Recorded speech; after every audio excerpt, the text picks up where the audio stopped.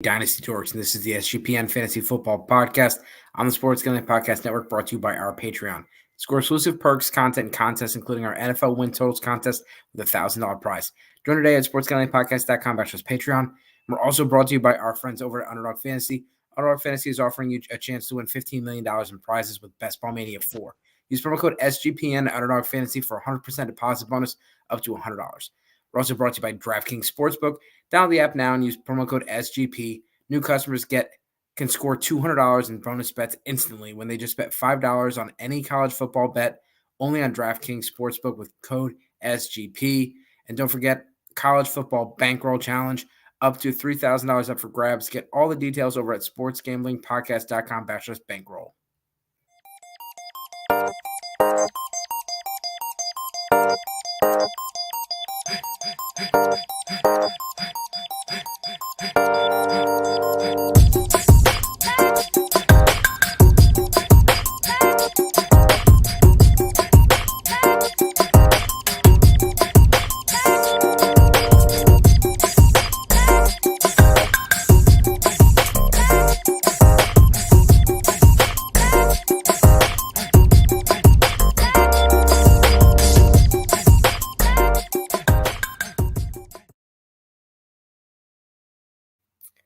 All right, Brad, I think it's like 7 more sleeps until football. It is 7 more sleeps. It is almost too close. Too close for me to wait any longer. We're talking about it entirely too much at work right now. It's all I want to do on my phone. It's like that weird, I feel like I need to do it right now, but it's not here yet. Yeah, it's here. And so all of the casual fans and the home leagues are going on. I mean, everybody's back to the party, and it's going to be great. Next week we got the Chiefs and the Lions to start us off. Today we're going to talk about tight ends, and if we're going to talk about the Chiefs, we might as well go right to the tight end rankings. And so we typically like to go to the content right away.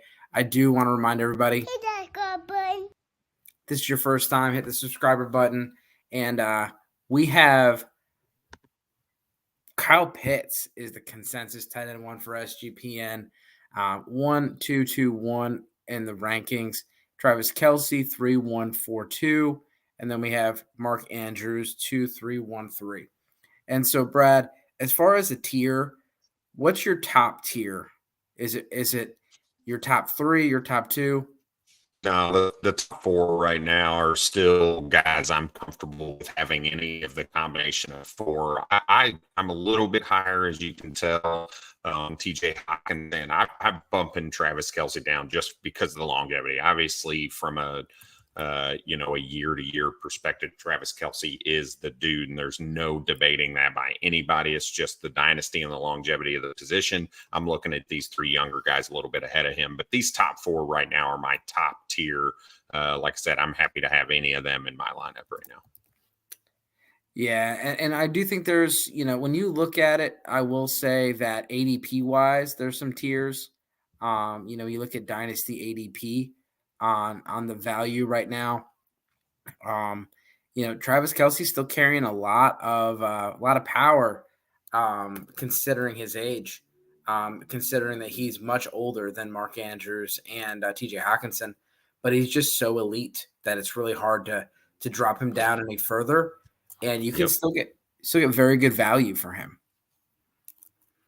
Yeah, he's definitely not aging from what you can get from him or what you can get for him in most dynasty leagues. So it's pretty disgusting thinking you get a 33-year-old player and you're still drawing massive capital, whether it be draft picks or young players.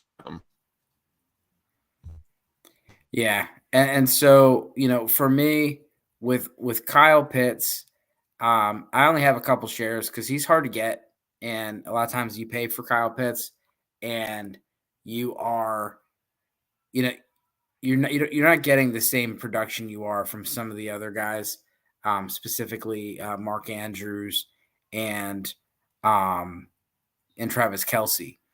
So there could be a move right now with Travis Kelce, and you want to be you want to be a little early.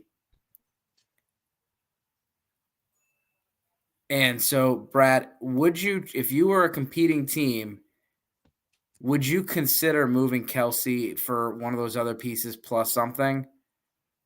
100%. Yeah, 100%. I mean, don't get me wrong, Kelsey's head and shoulders above for probably this year. But if I can go and get a Mark Andrews or a TJ Hawkinson, I am ecstatic with the plus on top of that, because I still think you have one of those elite difference makers at the top end position to change your dynasty roster for the year. Kyle Pitts, while yes, I'm happy to have him. I already talked about him being in the tier. If I'm trying to compete this year, I don't know if Alex is that I'm trying to tier it, not really tier down to, but change from Kelce to Kyle Pitts. I'm not 100% confident he's going to be able to produce those elite type numbers this season. As I think TJ Hawkinson and Mark Andrews, you're still going to see elite production for those guys like you have in recent history. So those would be my really the main picks that I'd be wanting trying to move out of Travis Kelce plus. Yeah, and so with Mark Andrews, it's almost like you have a little bit of a buy opportunity with how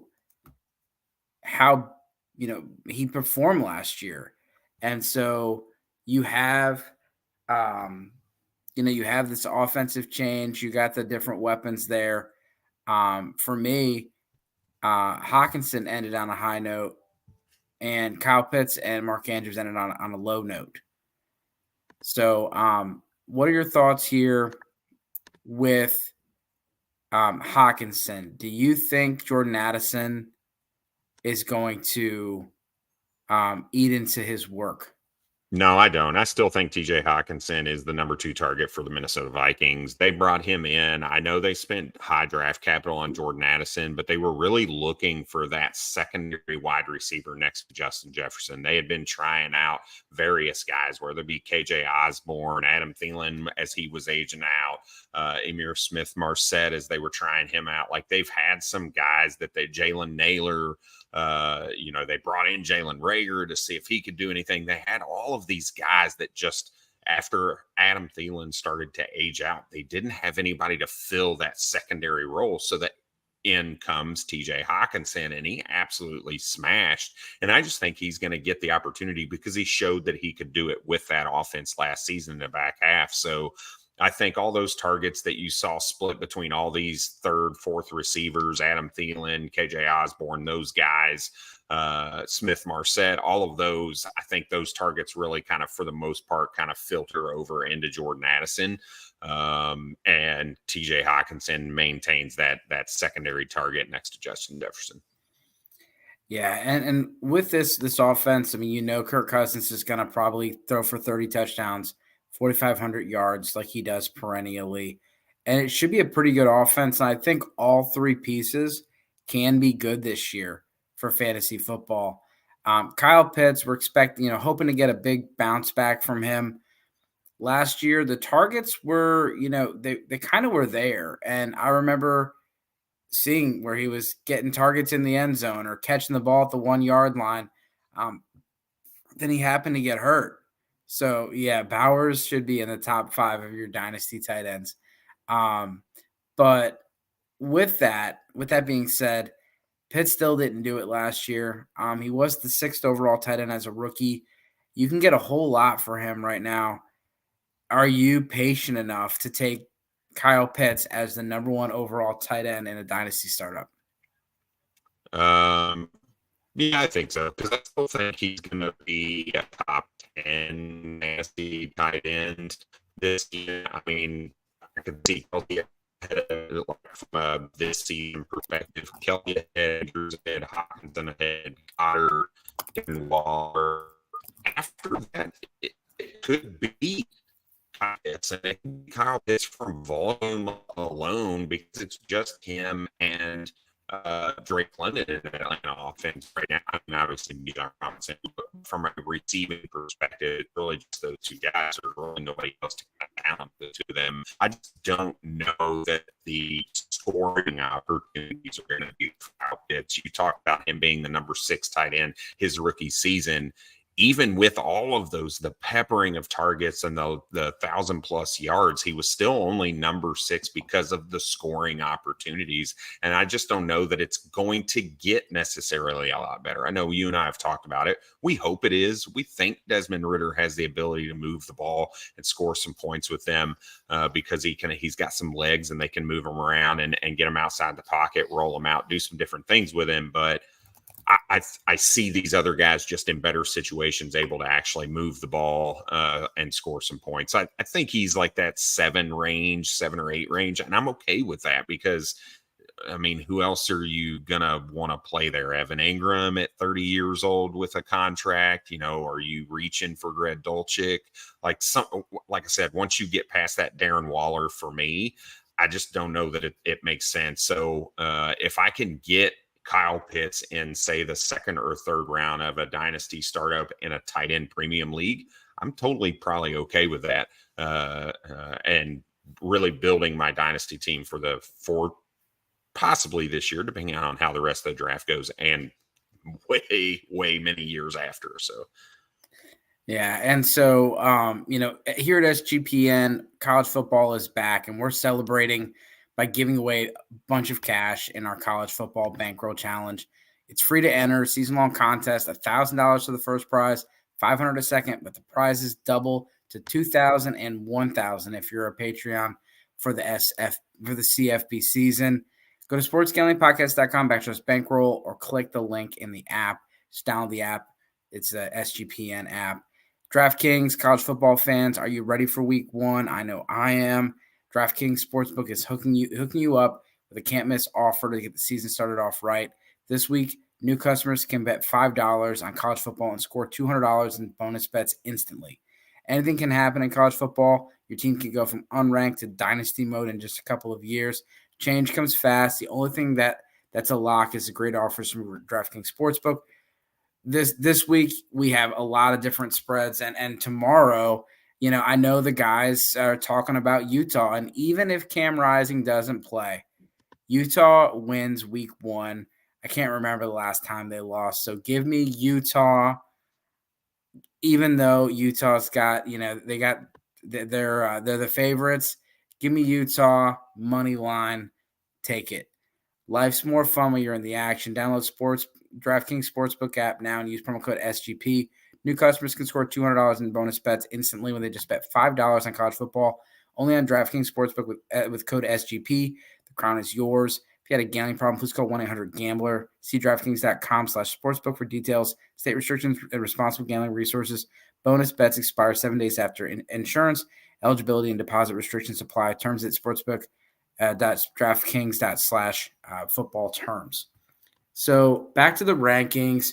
And so, Brad, the next guy on the list, I believe, was Dallas Goddard. Yeah, so our top 5, Kyle Pitts, Travis Kelce, Mark Andrews, TJ Hawkinson, and rounding out number 5 is Dallas Goddard. You are the lowest on him. You hate him, as the term that we talked about yesterday when we covered wide receiver rankings. You've got him at number 6, and the rest of us have him at number 5. So clearly, Dave, you need to explain yourself right now. Yeah, if anybody has not had the pleasure of putting their rankings out on any platform, if you have somebody one spot higher or lower, you either are way too high or way too low on that player.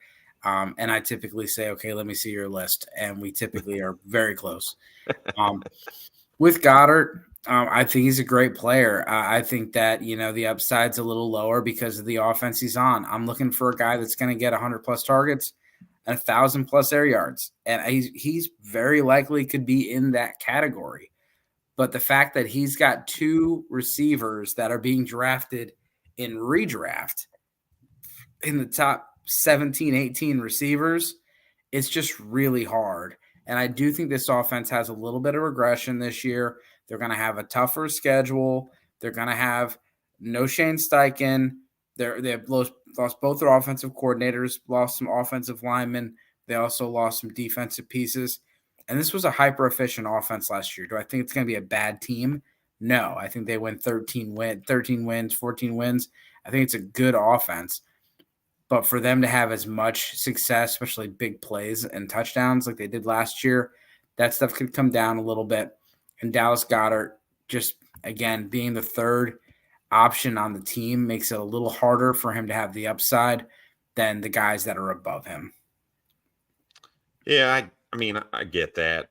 I just feel like he has the ability to be explosive. He can get those downfield targets, and while he wasn't 100 target guy last season, he did miss a fair number of games last year. So that was my next point. Yeah, he had about 70 targets. I think he was just under 70 targets. And that's missing time. So it's within the realm of possibility that in that offense he could be. I think that offense might be looking to throw the ball even more than they did last year. And while, yeah, I love the fact that you've got two other wide receivers and that could take targets away from him, if you look at when Dallas Goedert was healthy, he was the preferred option after A.J. Brown rather than Devonta Smith. It wasn't until Dallas Goedert started to deal with injuries that Devonta Smith really came on strong. So I think the Eagles understand they have three amazing options to catch the ball. Now they add in DeAndre Swift. They got Rashad Penny to kind of pound the rock. Kenneth Gainwell's still on. Boston Scott's still on. Like, they've got all of these players. I don't know that it necessarily hurts him because he's going to have the ability to continue to play the middle of the field like he did last year.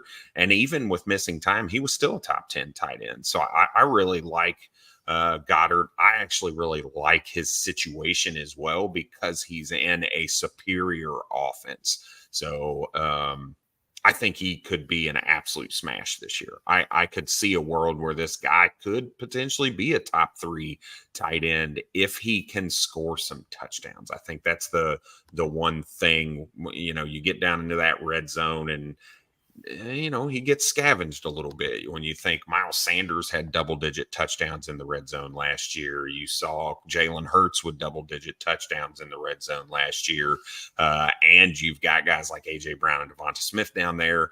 I could see a situation where he doesn't get a ton of touchdown upside. Maybe it's just those deep targets. So I get the concern. I just really like the talent in the situation. I mean, wouldn't say a whole lot of concern. I got him at 6. True. And That's so, true. Yeah, I don't hate Dallas Goedert, for the record. I don't think he's a bad fantasy football player. Maybe what was the translation. Then George Kittle will be next. Yep. Yeah. So the next 5, so from 6 to 10, we're talking George Kittle, Pat Freiermuth, Darren Waller, David Njoku, and Evan Ingram. That rounds out our top 10. So Kittle, Freiermuth, Waller, Njoku, and Ingram. And as far as like you and me, Dave, we're pretty close. George Kittle, you've got him at 5. I've got him at 6. Freiermuth, you have at 8. I have at 9. I'm a little bit higher on Waller than you are. I have him at 7. You have him at 10.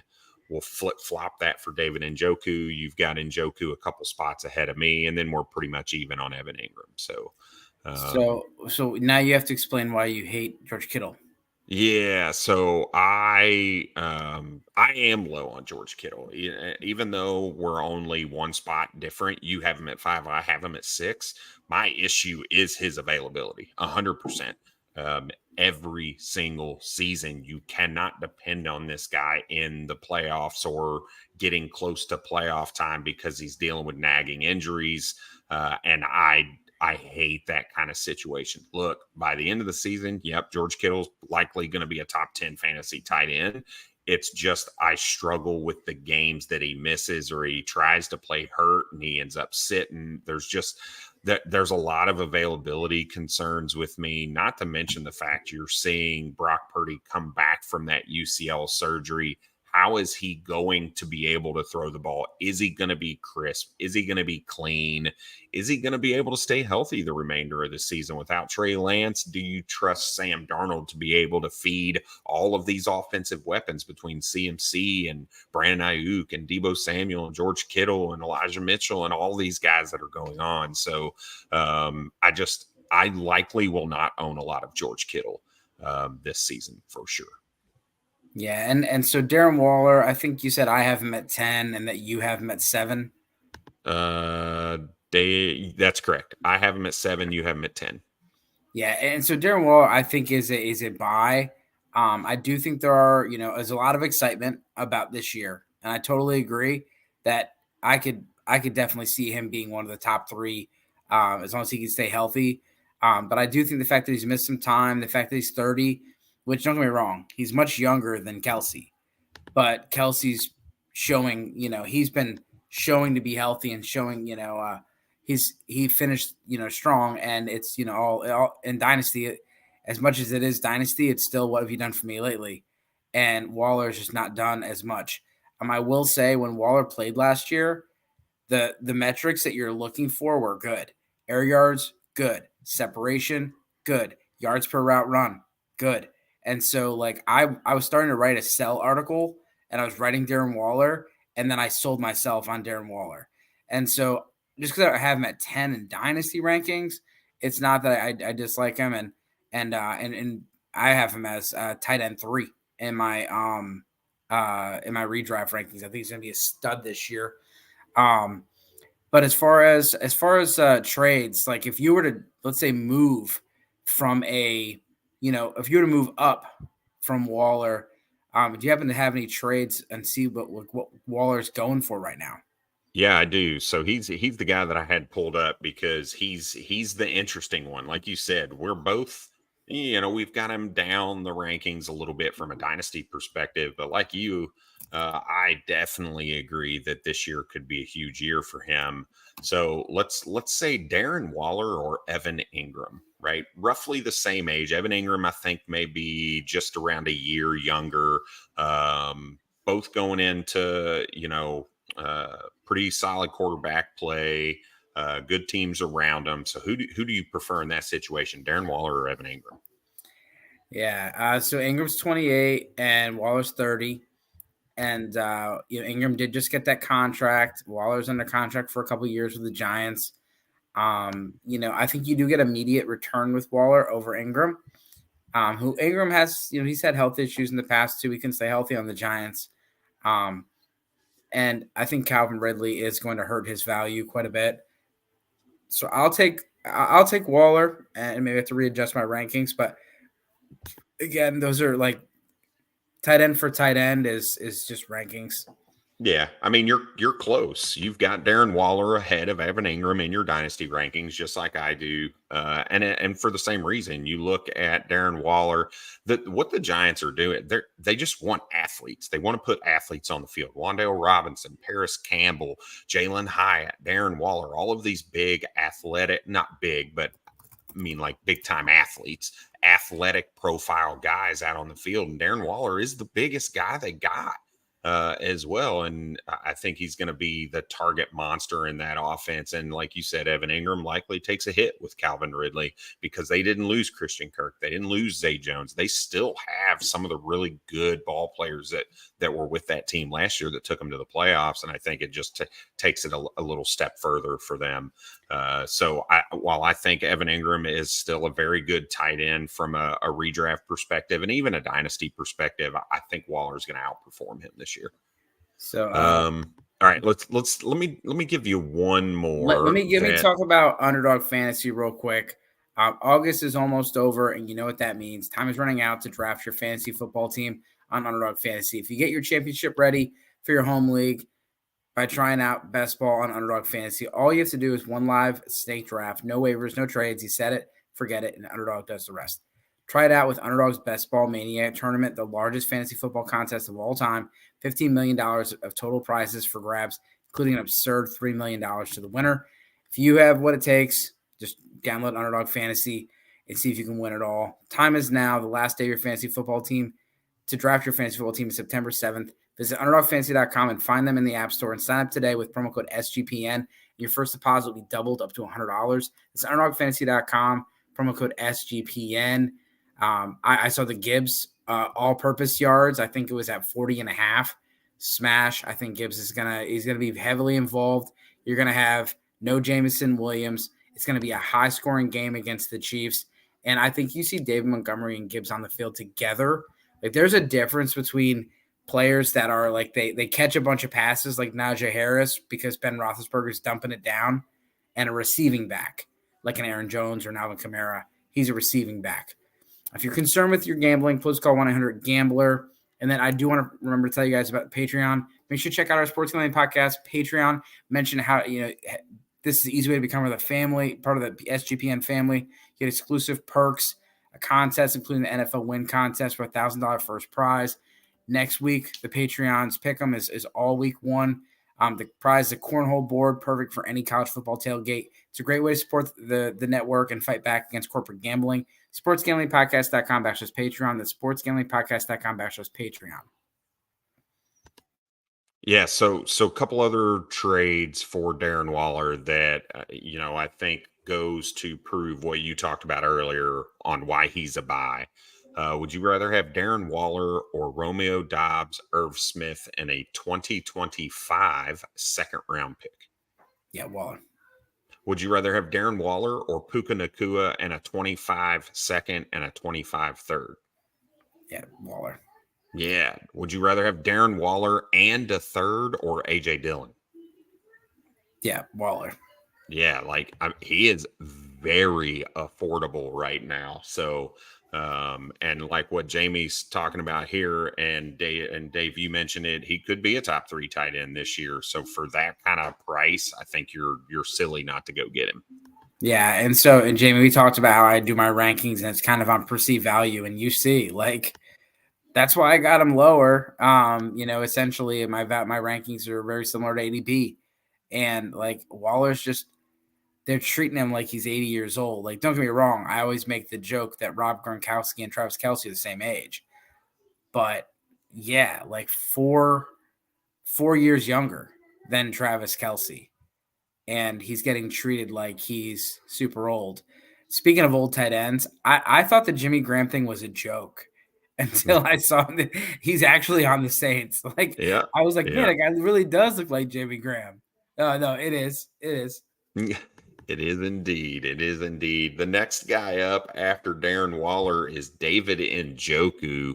And I feel tainted because I'm the Browns fan. So, Dave, I want to get your perspective first on David Njoku because everybody's going to know what I have to say about him. Yeah, I think if we were to put our consensus and then put all of the Browns players, you probably got I was looking at the rankings yesterday.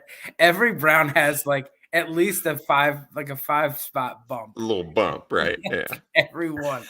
But the Njoku, I was higher for some reason. And I don't know. The Njoku always ends up in the top 10, but it never really feels like it. And so I do think that there is some potential there this year. I think the offense they do pass the ball a little more. They did just trade for Pierre Strong, but they didn't make any major moves to get another running back behind Nick Chubb. They're obviously going to run the ball a lot. They're going to run 12 personnel, but they're talking about running more 11 personnel out of this offense, having a faster paced offense. And we've seen with Deshaun Watson his ability to push the ball down the field, and that's going to be a lot different than you had with Jacoby Brissett. Brissett was more of a game manager, more of your short passing game. Take the clock down to the last second before you say hike. You're going to see a lot more pace of play, I think, out of the Browns this year, which is going to help everyone on the offense, but particularly the receiving pieces. And Njoku, yeah, I think he's going to be just fine. I don't see him as a top 3 guy, but I just think at the end of the year, he's going to be a top 10, top 12 guy, and just you're getting pretty good value for him. Yeah, I mean, I've got him in the top 12. I got him in 11 right now. And look, we hope the offense is better. They signed David Njoku to a pretty good, sizable deal at the tight end position. I think the Harrison Bryant experience is kind of over, to be, unless they're looking to bring in an extra blocker. He got used quite a bit as a receiving tight end his rookie season, and they just didn't, it kind of fell apart for him. So I think Njoku is that big athletic guy that they see taking over the middle of the field. They got Amari Cooper playing the outside, Elijah Moore playing those underneath routes. And you saw it in the last preseason game, the ability of Deshaun Watson to just place the ball where nobody else can get it but David Njoku on that touchdown pass. So I do think he has some potential to be in that, top 7 tight end range this season. The killer is, again, with him, is injuries, right? We've talked about it with a couple guys, and he has struggled to kind of stay healthy and consistent as well. So I want to see him take that next step. I want to see him get some consistent targets, and that's going to depend on if Alex Van Pelt is truly looking to let Deshaun Watson run this offense and run it through him instead of through Nick Chubb like it has been the last couple years. Yeah, and I'll say that this group, like once we got past Dallas Goddard, this group of guys are guys that I would use to get up in the other group. So we talked about tiers. I have, I think that, Pitts and Andrews and Kelce are kind of in their own tier. I have Hawkinson and Kittle in their tier with Goddard. And then after that, I feel like you all those guys, the difference between tight end 6 and tight end 3 is massive. The difference between tight end 6 and tight end 1 is crazy. But if you can go and trade Njoku, Freiermuth, Waller, the guys like Dalton Kincaid, if you can trade those guys to get up into the Andrews, Pitts, Kelce tier, that's what I would like to do instead of the opposite where you're trading a TJ Hawkinson and getting Njoku and a second round pick. Yeah, that's tough because I just don't know. Like, if I put myself in the shoes of as an owner of any of those top 5 tight ends that we talked about, whether I'm rebuilding or competing, I don't see a world where I'm moving one of those guys for a Dalton or for a David Njoku or an Evan Ingram or a Darren Watt. Like, I just don't see it. Like, this is one of those situations where, we talked about tearing down at the wide receiver position yesterday. I just don't know that is a thing that you're going to see a lot of people do unless you are willing to severely overpay to make it happen. So I just don't know that you're going to be able to make a deal like that happen. The one exception may be Travis Kelce. Maybe you can turn around and move Dalton Kincaid and a first or something like that for Travis Kelce. I think and even then, I think people may be asking for a little bit more than that. So that'll be interesting. I'll see if I can't find a trade that's got Kincaid and Kelce in it. Yeah, and so I mean, it is hard, and there's it's not like the other positions where there's 30 different guys. I mean, there's really like 6, and then there's these other guys. Like I said, the difference between the tight end 12 and tight end 6 was pretty massive. It was a good 4 or 5 points a game, and then it was about 12 points a game. When you move to Kelce, and so now looking at the next guy on our list, is it Freiermuth? So Freiermuth was 7, Darren Waller was 8, David Njoku was 9, and Evan Ingram was number 10. Evan Ingram was number 10. And so Evan Ingram's 10. And so we talked a little about Ingram. So is Kincaid 11? So, yep, the next we'll go the next 3 because I think they're probably at least worth talking about. 11 is Dalton Kincaid, 12 is Greg Dulcich, and 13 is Chig Okonkwo. Yes, and so this is a very interesting group. Kincaid has the best draft capital of the group. Dulcich got a little bit of hype last summer, and then all of a sudden he came on, and he showed to be pretty good. And then this summer, everyone's been dogging him. Then Adam Troutman apparently was going to be the starter. And then all of a sudden, like, it went from Russ has all these weapons to who's Russ going to throw the ball to. And so I think Dulcich is one of the guys that really benefited from the Tim Patrick injury. And now with Jerry Jeudy out, I mean, they're going to have to run the ball more, probably a lot more 12 personnel, which means more tight ends. And Dulcich's going to be on the field. And Sean Payton's used tight ends well in his offenses in the past. So I like all three of these guys, but I like Kincaid the most. Oh yeah, I mean, it's not even close to me. I mean, you're looking at three super athletic tight ends in all three of these guys, but I just feel like I'm gonna go with the guy who's in the better offense with the better quarterback, and really probably what you could argue, maybe you don't, but you could argue less target competition, because in Buffalo you're looking at Stephon Diggs, and really that's it. Gabe Davis, had a pretty decent season around that 700-yard mark again for the third year in a row. Greg Dulcich, you're looking at both Jerry Jeudy and Cortland Sutton. I'm not ready to give up on Cortland Sutton. I mean, I don't have him like high in my wide receiver rankings or anything. I don't even think we got to him yesterday. But I think there's more target challenge there in Denver for him. And then the same thing with Che. Again, a clearly run first offense with Derrick Henry.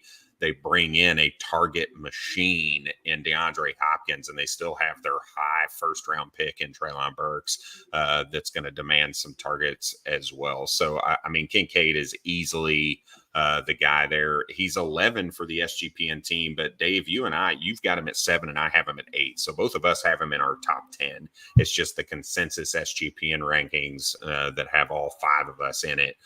Emerson, Bruni, and Adam kind of drove him down the rankings a little bit. I was wondering, because I was like, how the heck do I have him that high? And he's still not on the board yet.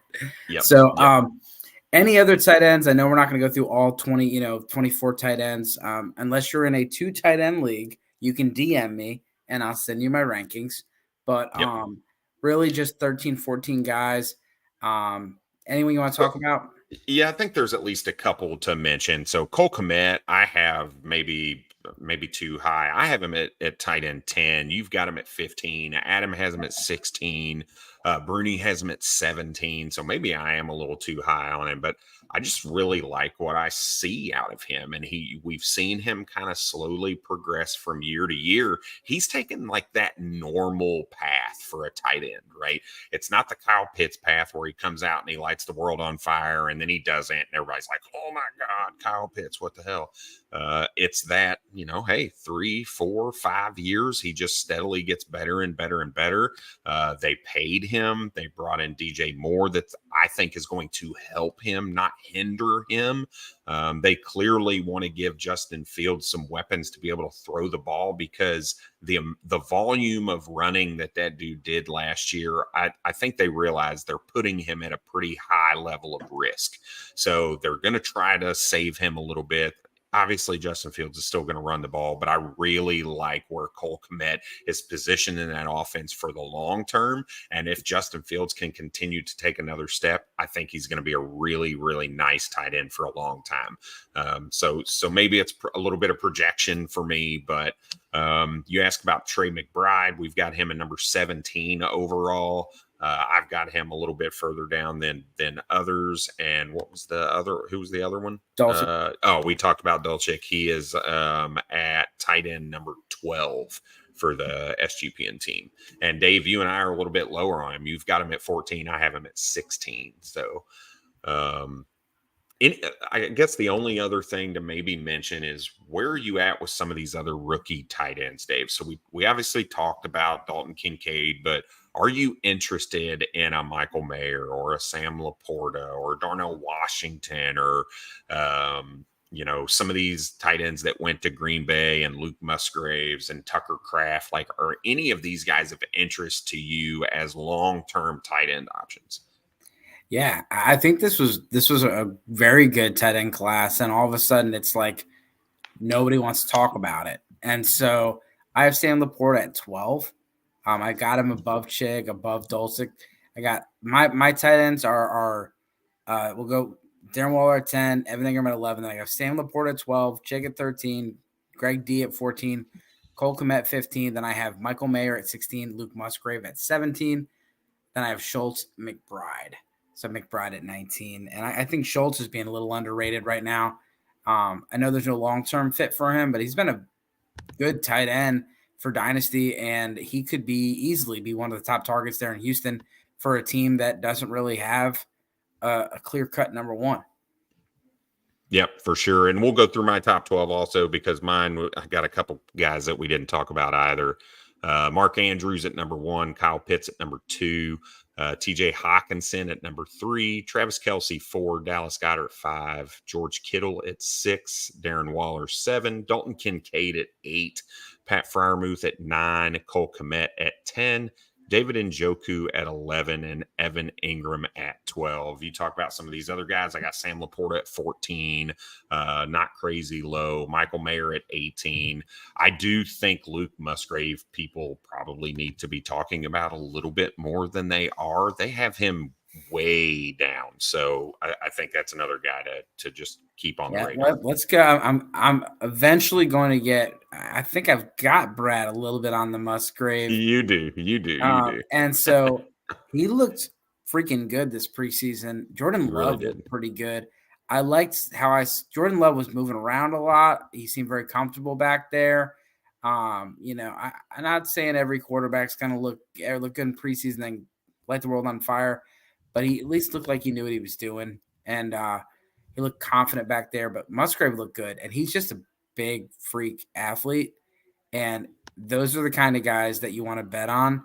And when you're looking at tight ends, these guys that have the stuff, and so he's either going to hit or he's not. But he definitely has the upside because of his size and his athleticism. So, man, let's get out of here. Appreciate you hanging out with us, Jamie, as always. Emerson and I were doing a show earlier, and we talked about you. So make sure you check that one out. But we'll see you guys next week. As always, good luck this season. Cheers.